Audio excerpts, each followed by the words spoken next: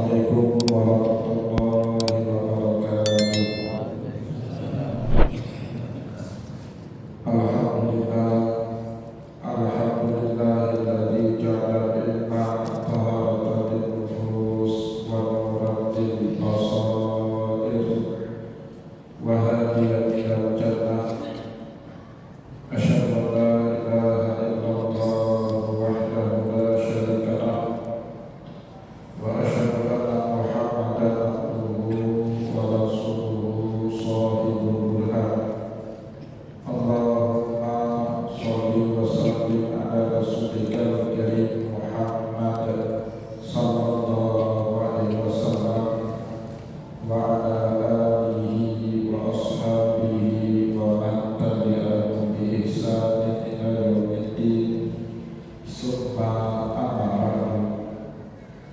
Puji dan syukur senantiasa dan tidak pernah bosan-bosannya kita panjatkan kehadiran Sang Maha Pencipta Allah Subhanahu wa Ta'ala, yang mana dengan limpahan karunia-Nya, rahmat-Nya, hidayah-Nya, serta anugerah-Nya kepada kita semua, kita kembali masih diberi kesempatan, kesehatan, dan usia panjang oleh Allah untuk sama-sama dan senantiasa mengabdikan diri kita di jalannya dengan menjalankan segala perintahnya dan menjauhi semua larangannya. Salawat dan salam juga tidak pernah lupa pula kita aturkan kepada junjungan alam Nabi besar Muhammad sallallahu alaihi wasallam, di mana beliau telah bersabda dalam sebuah hadis, taraktum fiikum amrayni la in tamassaktum bihima lam tadillu abada, kitaballahi wa sunnati.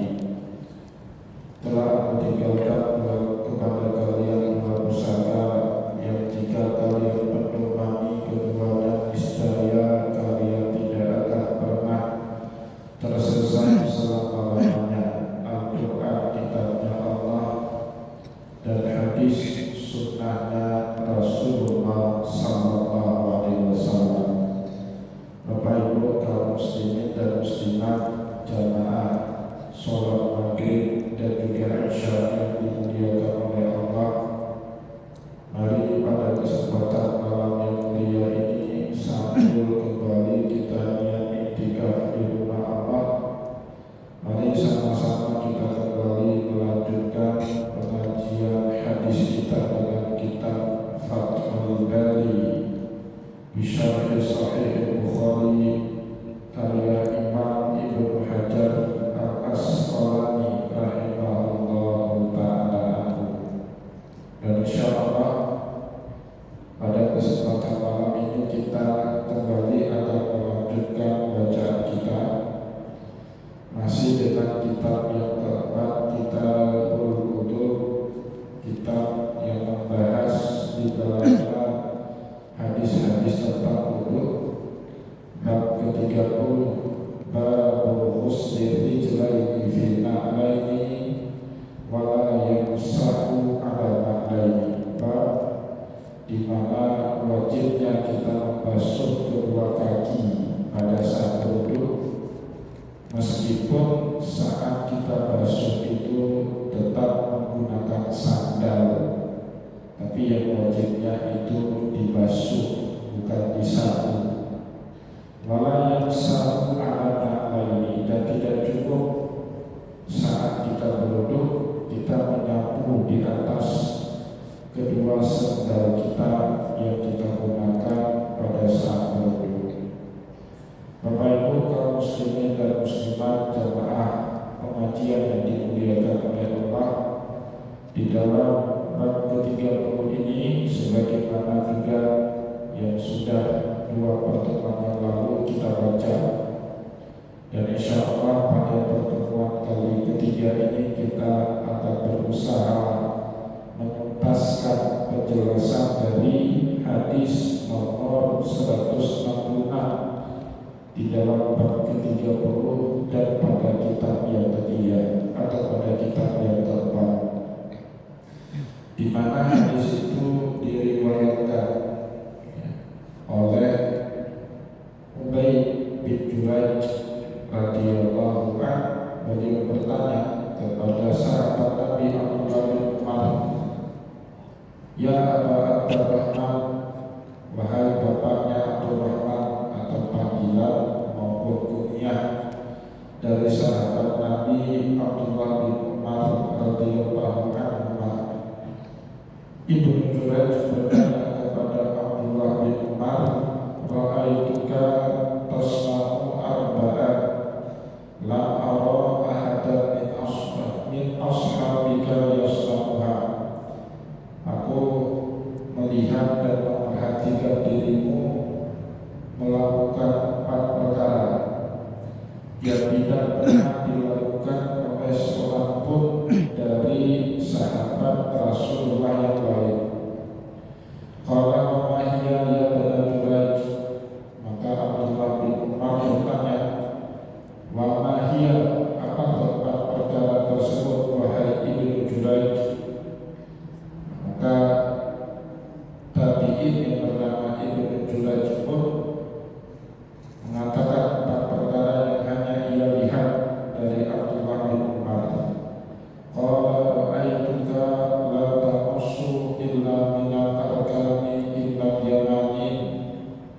Kami melihatmu tidak pernah menyentuh sudut-sudut dari bangunan Ka'bah kecuali 2 rukun saja, rukun Yaman dan juga Hajar Aswad. Wa ra'aituka talbasu an-ni'ala as-sidiyah, dan cuma kamu saja yang aku lihat menggunakan sandal yang tidak ada bulunya atau disebut dengan an-ni'al as-sidiyah. Dan yang ketiga, wa ra'aituka tasbuhu bisufrati, aku melihat dan mendapatimu menggaluri atau mengecat rambutmu dengan warna kuning. Wa ra'aituka idza kana bi Makkah ahallan nasu idza ra'aw hilala wa lam tuhilla hatta kana yaumut tarwiyah. Dan yang terakhir, aku melihatmu saat berada di kota Mekah pada saat semua orang mengucapkan talbiyah, melihat hilal di awal bulan Ramadan, walam tuhilla anta, sedangkan Anda tidak mengucapkan talbiyah tersebut hatta kana yaumut tarwiyah, kecuali kalau sudah masuk hari tarwiyah atau tanggal 8 Zulhijjah. Maka Bapak Ibu kaum muslimin dan muslimat jemaah pengajian yang dimuliakan oleh Allah, 4 pertanyaan dari Ibnu Jurayj satu persatu kemudian dijawab oleh Ibnu Umar atau Abdullah bin Umar bin Khattab radhiyallahu anhu. Amal arkan, adapun 4 sudut tambah, fa inni lam ara Rasulullah sallallahu alaihi wasallam yamussu illa yamaniyaini. Kata Abdullah bin Umar, dulu saat hajinya atau umrahnya Nabi, aku hanya melihat Rasulullah sallallahu alaihi wasallam menyentuh bahagian dinding Ka'bah kecuali hanya 2 sudut saja, rukun Yamani dan kemudian Hajar Aswad.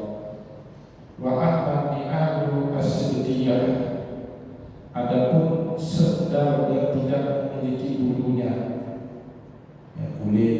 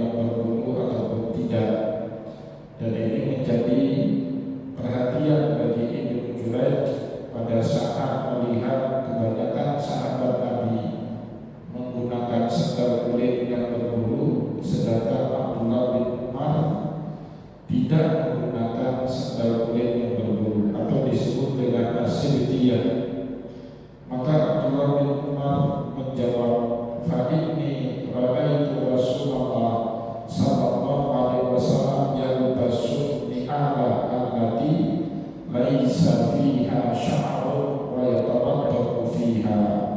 Aku pun pernah melihat Rasulullah SAW menggunakan sendal allati laisa fiha sya'run, yang tidak ada bulunya, wa yatawaddau fiha, dan juga Nabi Muhammad berwudu dengan menggunakan sendal tersebut. Kita sudah bahas ini pada pertemuan yang lalu, di mana di dalam syariat boleh saat seseorang berwudu tetap menggunakan sendalnya, tapi harus tetap dibasuh sebagaimana kita tidak menggunakan sendal. Adapun yang boleh disapu itu saat kita menggunakan khuf. Khuf itu semacam sepatu yang terbuat dari kulit dengan dua syarat. Yang pertama, tertutup mata kakinya. Yang kedua, dia tidak tembus air. Saat kita menggunakan khuf tersebut, diizinkan di dalam syariat untuk kita tidak membasuh kaki saat berwudu. Sebagai gantinya cukup al-mashu al-khufi, disapu saja bagian atas daripada khuf. Ya, di tempat kita nggak lazim, dan hampir sudah 39 tahun usia saya, tidak pernah saya lihat orang kita sholat ataupun berwudu menggunakan khuf. Tapi kalau Bapak Ibu di Arab, mereka suka menggunakan khuf, terutama di musim dingin, untuk melindungi kakinya, ya, agar tidak pecah-pecah atau tidak kedinginan. Ya. Maka di Arab Bapak Ibu, masjid wajib ada hambal, wajib ada karpet. Beda dengan masjid kita, nggak mesti ada karpet karena tidak ada musim dingin. Kalau ada musim dingin, tidak sanggup kita duduk di atas marmer yang tidak ada karpetnya, ya, dingin betul.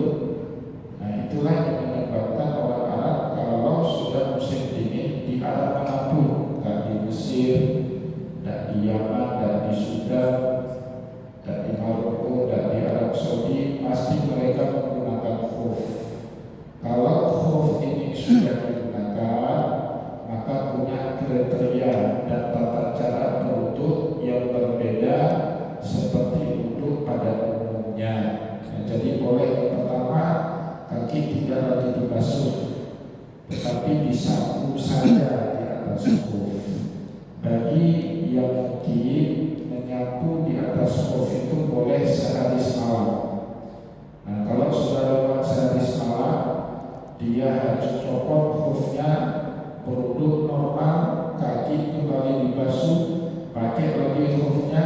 Nah, untuk sholat berikutnya cukup disapu saja di atasnya, tidak usah sapu di bawahnya, sapu saja di atasnya sebagai isyarat.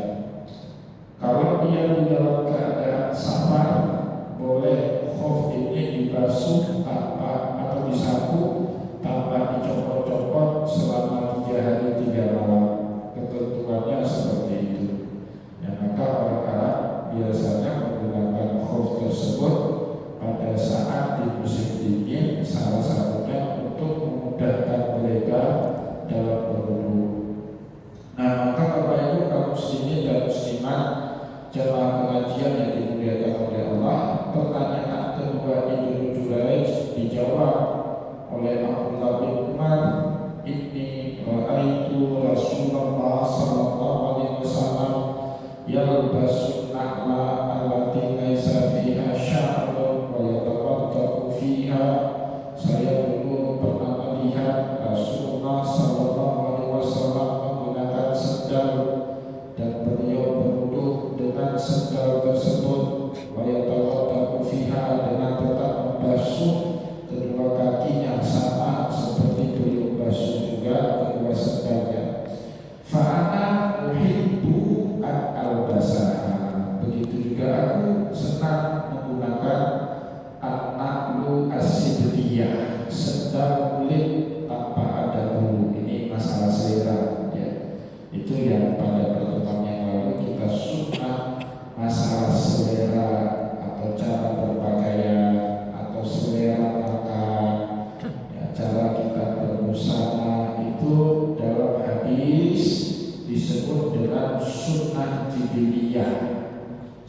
jibiliyah itu dan mengikat umat, kecuali kalau umat atas inisiatif dirinya mau mengikuti sunnah Nabi tersebut. Maka itu nggak harus pakai gamis, nggak pakai gamis nggak apa-apa, pakai gamis pun nggak apa-apa. Itu disebut dengan sunnah jibiliyah. Nabi Muhammad nggak suka makan bawang merah dan suka juga makan bawang putih. Tapi jika bapak ibu ada yang suka bawang merah dan bawang putih, tak apa-apa, tidak berdosa itu. Cuma untuk sebagai penghormatan bagi Nabi, Imam Syafi'i memakruhkannya memakan makanan bawang merah ataupun bawang putih dan semua makanan yang punya aroma tajam pada saat kita mau menunaikan ibadah sholat. Itu hanya sebagai penghormatan kepada Nabi. Nah, itu namanya sunnah jibiliyah, Bapak Ibu. Rasulullah kantongi siwak kemana-mana. Bersucinya Nabi menggunakan siwak. Kita di zaman ini nggak lagi menggunakan siwak, kita gunakan gosok gigi kumur dengan air kumur, ya, atau air higienis untuk menghilangkan bau mulut. Dan masalah dan usaha kita nggak kantongi siwak. Yang penting harus suka bersiwak atau suka membersihkan mulut. Itu sunnahnya Nabi. Nabi Muhammad menutup kepalanya pakai imamah, pakai sorban. Kita nggak lazim pakai sorban, Bapak Ibu. Boleh pakai kopiah, boleh pakai peci atau apapun yang menutup kepala kita, ya. Yang penting kepalanya tertutup. Itu masalah selera saja. Maka pertanyaan ketiga selanjutnya juga dijawab oleh sahabat Nabi. Wa as-sufratu fa inni ra'aitu Rasulullah sallallahu alaihi wasallam yasbughu biha fa inni uhibbu an asbugha biha. Adapun mewarnai rambut, walaupun nanti kata Imam Ibnu Hajar Al-Asqalani, apa yang dimaksud dengan al-masbugh di dalam hadis tadi? Para ulama berbeda-beda pendapat. Ada yang mengatakan al-masbugh di situ maknanya mewarnai baju. Yang masbugh thawbi. Ada yang mengatakan sebaliknya, yang dimaksud dengan mewarnai di situ bukan mewarnai baju, tetapi mewarnai rambut. Dan kalau kita membaca di dalam hadis-hadis yang lain, kata as-sufrah itu identik dengan mewarnai rambut, bukan mewarnai baju, ya. Nah, jadi Bapak Ibu yang dimuliakan oleh Allah, kata Abdullah bin Abbas saat ditanyai sama Ibnu Jurayj, as-sufrah adapun mewarnai rambut dengan warna kuning, fa inni ra'aitu Rasulullah sallallahu alaihi wasallam yasbughu biha. Aku dulu pernah melihat Nabi Muhammad pernah juga mewarnai rambutnya dengan warna kuning, sehingga warna rambut Nabi Muhammad itu pirang, ya, berwarna kuning. Fa inni uhibbu an asbugha biha. Maka aku juga mau mewarnai rambutku seperti rambutnya Nabi Muhammad sallallahu alaihi wasallam. Banyak Bapak Ibu di dalam hadis yang menceritakan orang yang rambutnya terutama sudah berubah diminta oleh Nabi Muhammad untuk menyemir rambutnya, tetapi tidak dengan warna hitam.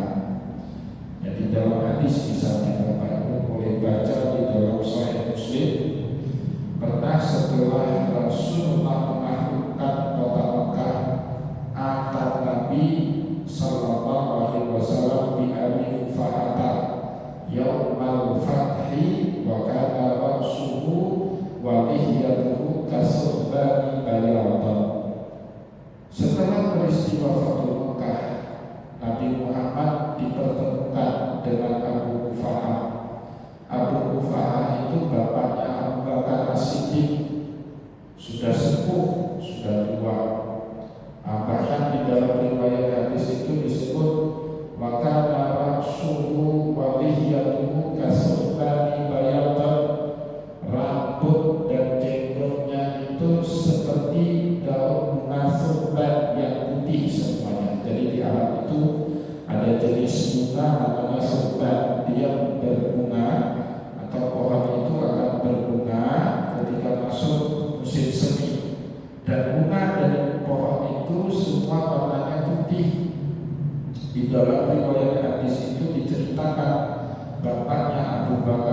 sidik rambut dan jenggotnya itu sudah pada memutih semua. Maka saat bertemu dengan Nabi Muhammad, Rasulullah SAW bilang atau memberikan arahan kepada Abu Kufah, ghayyir hadza bisyai'in, baiknya rambut dan jenggotmu yang sudah putih ini disemir saja, kata Nabi. Wajtanib al-aswada, dan jauhilah warna hitam. Jadi boleh atau bahkan ada anjuran di dalam agama untuk menyemir rambut, tetapi tidak dengan warna hitam. Terus para ulama mencoba cari tahu kenapa Nabi Muhammad perintahkan para sahabat Nabi untuk mengecat atau menyemir rambut, tetapi yang dilarang itu dengan warna hitam. Ada satu peristiwa Bapak Ibu di zaman Nabi, seorang perempuan gadis namanya Imrul Qais menikah dengan seorang bapak-bapak bernama Abu Jahmin. Setelah beberapa saat menikah, Imrul Qais ini menjumpai Nabi. Dia mengeluh, dia merasa tertipu dengan Abu Jahmin yang rambutnya itu hitam semua, pikirannya masih muda. Baru tahu orang ini sudah tua pada saat malam pertama sudah dulu orang tua ya, tapi dia rambutnya sehingga nampak lebih muda. Maka Imrul Qais merasa tertipu dengan sikap Abu Jahmin yang menyemir rambutnya itu sehingga terlihat lebih muda. Maka Rasulullah SAW pun kemudian menasehati Abu Jahmin untuk menceraikan perempuan atau istrinya tadi, karena pernikahan itu dianggap tidak sah sama Nabi. Ada unsur manipulatifnya. Abu Jahmin memanipulasi usia untuk memikat hati seorang perempuan muda. Nah, dari peristiwa itu kemudian Bapak Ibu para ulama mencari tahu sebab dilarangnya oleh Nabi Muhammad SAW menyemir rambut yang berwarna hitam jika ada unsur atau keinginan untuk memanipulasi usia dengan warna rambut warna hitam. Tapi kalau tidak ada unsur itu tidak menjadi masalah. Kalau ingin dengan warna rambut hitam, ingin nipu orang, ingin cari anak gadis kembang desa, nah itu tidak boleh itu dengan tujuan itu. Itu maksud kenapa Rasulullah SAW melarang semir rambut dengan warna hitam. Yang kedua, Bapak Ibu para ulama membolehkan semir rambut baik dengan warna selain hitam atau bahkan dengan warna hitam jika tidak ada unsur manipulasinya, dengan semua jenis yang mewarnai, bukan melapisi. Kalau sekedar mewarnai sabuk Bapak Ibu. Tapi kalau menggunakan cat atau semir yang tidak hanya mewarnai tapi juga melapisi, nah itu bahkan untuknya tidak sah, apalagi juga nanti junubnya.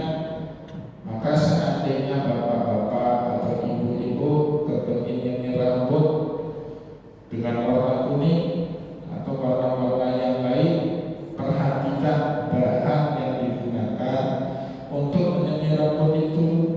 Jangan sampai melapisi, kata para ulama. Cukup dengan warna saja, seperti mood gajah atau dalam bahasa Arabnya disebut dengan henna.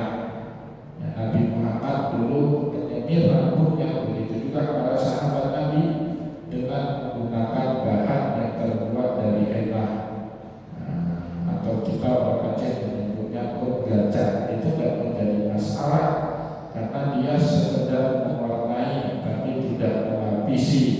Tapi seandainya bahan yang digunakan bahan kimia yang tidak hanya mewarnai tapi juga bahkan melapisi, berbulan-bulan warnanya gak hilang-hilang, maka ini dilarang dalam agama, bukan sebab karena cat rambutnya saja, tetapi karena bahannya itu bisa menghalangi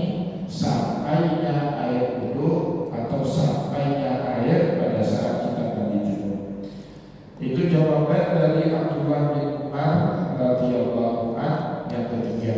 Maka Bapak Ibu bisa paham kalau lihat jamaah tablet kadang-kadang ya, ketemu dengan jamaah tablet rambutnya kuning, rambutnya orange, ya. Karena memang ada tuntunan seperti itu bagi orang yang sudah berubah, baiknya warna rambutnya disemir, jangan biarkan berwarna ubatnya seperti itu. Fa'ini uhibbu an asbuhabiha, maka juga aku suka kalau rambutku disemir seperti rambutnya Nabi Muhammad. Tapi apakah semir ini wajib? Dan juga sunnah, ya, dari satu sisi. Tapi kalau kamu semir, tak apa juga. Karena Rasulullah pernah uji Bapak Ibu. Ada satu orang sahabat, yang rambutnya itu pada berubah semua. Nabi syaratkan dia ngecat rambut. Dia mengatakan, apa ya Rasulullah, saya mau rambut jenggot saya tetap seperti ini, berubah semuanya sudah putih. Nabi Muhammad kemudian menguji sahabatnya. Apa kata Nabi? Man syabba syaibahu fil islami falahu nurun indallahi yaumil qiyamah. Barang siapa yang rambutnya berubah gara-gara mikir agama Islam, tapi itu gara-gara mikir agama Islam ya. Saya khawatirnya bapak-bapak, ibu-ibu ini berubah karena mikir utang dan bayar. Kalau sahabat Nabi tadi dipuji karena rambutnya berubah itu fil Islam, karena dia mikir Islam. Masyabba syaibahu fil Islam, kata Nabi. Barang siapa yang rambutnya memutih itu karena mikir agama Islam, falahu indallahi nur yaumil qiyamah, maka kelak dia di sisi Allah mendapatkan cahaya di hari kiamat. Itu pujian Nabi kepada sahabat yang punya dedikasi di dalam agama Islam sehingga rambutnya kemudian memutih. Dan yang terakhir Bapak Ibu kaum muslimin dan muslimat jamaah pengajian yang dimuliakan oleh Allah, wa amal ihlal, ada pun mengucapkan kalimat talbiyah pada saat melihat hilal di awal bulan Ramadan. Fa inni lam ara Rasulullah sallallahu alaihi wasallam yuhillu hatta tanba'itha bihi rahilatuhu. Aku tidak pernah lihat dulu semasa hidupnya Nabi beliau mengucapkan talbiyah pada saat lihat hilal di awal bulan Ramadan. Tidak pernah Nabi baca talbiyah, kata Abdullah bin Umar. Nah, jadi Bapak Ibu secepat itu berubah praktek keagamaan. Mungkin kalau hadis ini tidak ada Bapak Ibu tradisi bertalbiyah saat melihat hilal di awal bulan Ramadan, ya, sudah menjadi darah daging ya, di tengah masyarakat Islam sampai hari ini. Kita bukan hanya talbiyah untuk melaksanakan ibadah haji dan umrah, saat lihat hilal di bulan Ramadan pun kita baca labbaik Allahumma labbaik labbaik la syarika laka labbaik. Tapi diluruskan kembali dengan ilmunya para ulama, terutama ulama dari kalangan sahabat Nabi. Jadi sahabat Nabi ini punya tafawutul fahmi fiddin, punya perbedaan pemahaman dalam agama. Tidak semua sahabat Nabi itu alim. Siapa sahabat Nabi yang alim? Yang sering bersama dengan Nabi di dalam majelis taklimnya Nabi. Sedangkan sahabat yang jarang ikut taklim, bahkan jarang betul bersamai Nabi, pasti dia tidak akan alim Bapak Ibu, walaupun hidup sesama dengan Rasulullah SAW. Maka tradisi-tradisi yang menyimpang, yang tidak dilakukan oleh Nabi, itu diluruskan kembali sama Abdullah bin Umar. Salah satunya tadi kebiasaan masyarakat di zaman itu membaca talbiyah kalau sudah lihat hilal. Kita kalau sudah lihat di hilal awal bulan Ramadan tidak disunahkan membaca talbiyah, tapi yang ada sunahnya nanti insya Allah kita akan masuk juga ke dalam pembahasan itu. Sunnahnya apa? Memperbanyak istighfar. Jadi Bapak Ibu nanti kalau kita diberi usia panjang, ketemu lagi dengan Ramadan tahun depan, ya kan gak lama lagi 4 bulan 3 sudah Ramadan tahun depan itu. Ya, kalau bulan 3 itu sudah bulan Ramadan, kita ini sudah bulan 10. Dan lama lagi insya Allah kalau kita diberi usia panjang, sunnahnya dari Nabi apa? Banyak-banyak istighfar. Kalau lihat hilal di akhir bulan Ramadan, sunnahnya apa? Takbir, Allahu Akbar, Allahu Akbar, Allahu Akbar. Itu sunnahnya di akhir dari bulan Ramadan. Fa'ini la'ara Rasulullah sallallahu alaihi wasallam yuhillu hatta tanba'itha bihi rahilatuhu. Aku tidak pernah melihat Rasulullah sallallahu alaihi wasallam membaca atau mengucapkan talbiyah hatta tanba'itha bihi rahilatuhu, kecuali pada saat tunggangannya itu bersiap-siap menuju ke Mina. Nah, jadi dulu haji di zaman Nabi Bapak Ibu tanggal 8 Zulhijjah atau juga yang disebut dengan hari Tarwiyah itu hari keberangkatan Nabi dari kota Mekah menuju Mina. Jadi Nabi Muhammad bermabit dulu 1 malam di Mina. Tujuannya apa Nabi Muhammad bermabit dulu di Mina?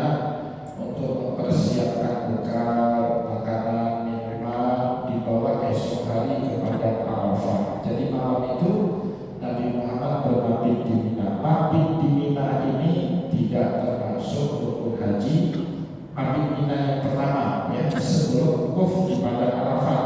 Jangan salah-salah, karena nanti ada mabit di Mina sekali lagi setelah wukuf di padang Arafah. Ini mabit di Mina sebelum wukuf di padang Arafah tanggal 8 Zulhijjah. Itu hukumnya sunnah Bapak, bukan wajib. Nah, maka jemaah haji kita yang dikelola pelaksanaan hajinya sama pemerintah sama Kementerian Agama tidak mengadakan lagi Bapak Ibu, ya, mabit di Mina pada tanggal 8 Zulhijjah. Jadi kita dari tanggal 8 Zulhijjah itu kalau sekarang kayak haji dari hotel, dari maktab di Mekah langsung berangkat ke padang Arafah. Kan besok wukufnya, iya, kalau berangkat besok nggak sampai, macetnya luar biasa, ya, nggak akan sampai. Walaupun jalan Mekah dengan Arafah itu tidak jauh-jauh sekali lah, 14 km, tapi tetap nggak akan sampai kalau berangkatnya besok. Maka jemaah haji langsung berangkat menuju ke padang Arafah pada tanggal 8 Zulhijjah. Ya, kalau mau tetap mau ngambil sunnah seperti itu bisa nggak? Bisa, tapi dikenakan biaya, itu di luar daripada ongkos naik haji yang sudah Bapak Ibu bayar. Nah, setelah kita wukuf di padang Arafah, Nabi Muhammad bermabit di Mina malam tanggal 8 Zulhijjah. Besok paginya beliau berangkat dari Mina menuju Arafah, wukuf di padang Arafah sampai tenggelam matahari pada tanggal 9 Zulhijjah. Baru kemudian Nabi Muhammad bertolak, fa'idha afattum min Arafatin fazkurullaha indal masyaril haram, bertolak dari padang Arafah menuju Masyaril Haram. Masyaril Haram itu nama lain daripada Musdalifah. Mabit, nah itu wajib haji. Wajib haji itu sah haji kalau tidak dilakukan, tapi wajib bayar denda. Kalau rukun ditinggalkan, hajinya nggak sah, harus ulang tahun depan. Kalau sunnah boleh dikerjakan, boleh tidak. Nah, mabit di Musdalifah malam itu termasuk bagian daripada wajib haji. Sampai kapan? Muntasiful lail, sampai pertengahan malam. Ada sebagian sekarang disebut dengan nur. Haji sekarang Pak, karena sangat padat di Arafah, di Musdalifah, di Mina, ada sebagian jamaah dia nggak dibawa turun lagi di Musdalifah, cuma dalam bus saja, sebentar lewat, berhenti, ya tunggu sampai setengah malam, pergi lagi menuju ke Mina. Dia tak turun lagi. Kenapa? Kalau turun repot nanti naiknya lagi kan, busnya nggak ada, tak bisa parkir lama di situ. Nah, maka ada istilahnya haji murur di zaman kita sekarang. Haji murur itu bagaimana? Sah nggak? Sah, karena sudah cukup syarat dia melakukan mabit di Musdalifah. Yang penting ada di Musdalifah sampai pertengahan malam. Baru kemudian dari Musdalifah di malam itu atau besok paginya bertolak ke Mina, mabit lagi di Mina. Nah, mabit di Mina yang kedua sampai tanggal 12 Zulhijjah namanya nafar awal, sampai tanggal 13 Zulhijjah namanya nafar sani. Itu bahagian daripada wajib haji. Kalau kita tidak lakukan, tidak sah ibadah haji kita kecuali dengan membayarnya. Nah, dulu Bapak Ibu kaum muslimin dan muslimat, jamaah pengajian yang dimuliakan oleh Allah, talbiyahnya Nabi dimulai saat beliau bertolak dari kota Mekah menuju ke Mina pada hari talbiyah. Maka Abdullah bin Umar tidak pernah bertalbiyah kalau lihat hilal di awal bulan Ramadan, karena talbiyah menurut beliau cuma dilakukan oleh Nabi mulai tanggal 8 Zulhijjah, 9 Zulhijjah, 10, 11, 12 sampai 13 Zulhijjah bagi yang ambil nafar sani, atau sampai tanggal 12 Zulhijjah bagi yang melakukan nafar awal. Bapak Ibu kaum muslimin dan muslimat, jamaah